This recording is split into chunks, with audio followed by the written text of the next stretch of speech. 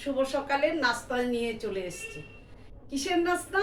আজকে আমি বানিয়েছি মুগ দিয়ে তরকা বানিয়েছি, আর সাথে পাও আছে। তো পাওটাকে মানে ছেঁকে ঘি দিয়ে বাটা একটু ছেঁকে নিয়েছি, আর তরকা বানিয়েছি।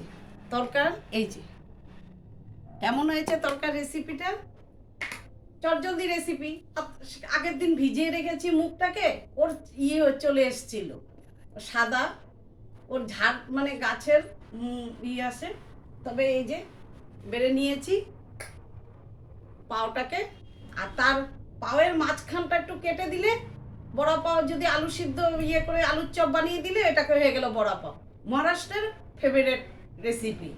হ্যাঁ, এখানে মানে ভাতের অত ইন্টারেস্ট নেই, সবাই এইসব টুকিটাকি জিনিস খেতে খুব ভালোবাসে।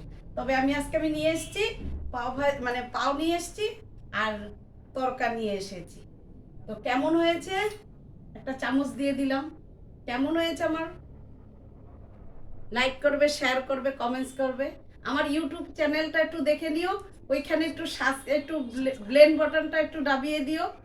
হ্যাঁ, ইতি কিচেনকে তোমরা যদি আমাকে যদি না বড় করো তাহলে আমি কি করে বড় হবো? তোমরাই তো আমার পরিবার। আমার মাও চলে গেছে, শাশুড়ি মাও চলে গেছে, আমার বাবাও চলে গেছে, কেউ নেই। এখন তোমরাই আমার সব। তোমরা যদি আমাকে যদি লাইক করো, শেয়ার করো, আমার বটনটা একটু টিপ দিয়ে দাও, তাইলে আমি ভাববো আমার পরিবার সবাই, এই পরিবার নিয়েই আমাকে বাঁচতে হবে। নমস্কার ইতি কিচেন, নমস্কার।